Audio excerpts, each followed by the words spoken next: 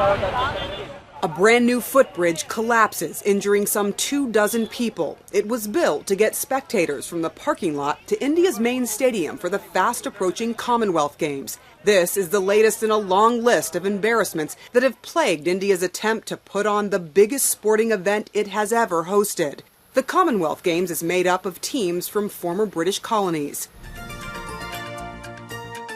Like the Olympics were to China, the Commonwealth Games are also being seen as a vehicle to highlight India, Inc. as an emerging world economic power. Come out for India.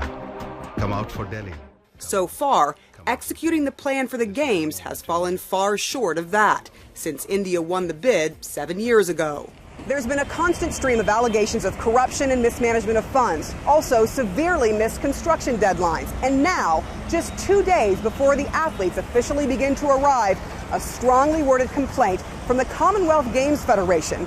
They say the conditions inside the rooms where the athletes will live are simply unlivable. Construction dust is still there, filth, excrement, it really is disgusting in parts, and it really requires a professional deep clean throughout the entire complex.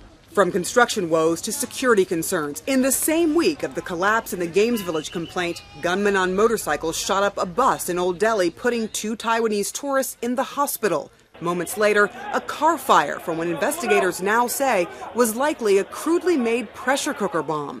The same day, an email message sent to the BBC Hindi service threatening to disrupt the Commonwealth Games, apparently sent by the Indian Mujahideen, an Islamist militant group.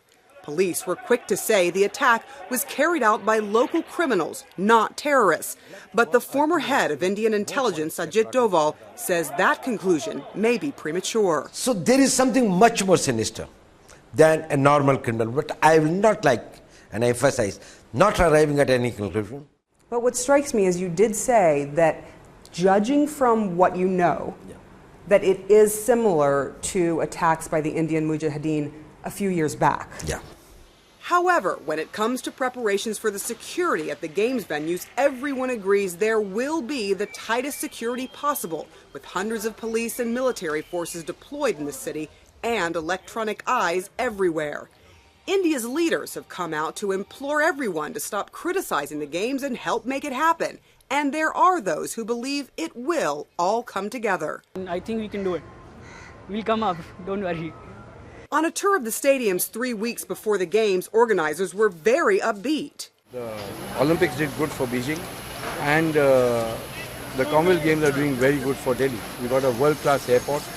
We got a metro running from the airport to the Games Village and to all the venues. We got over bridges coming up, a new road. So it's becoming a world-class city.